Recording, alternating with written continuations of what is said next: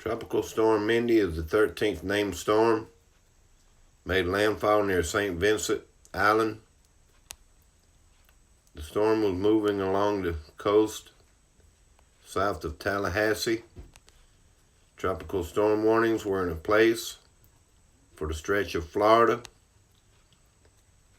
It's forecast to cross Florida and sweep across the state and southern Georgia and impact South Carolina today. The storm is expected to bring 2 to 4 inches of rain.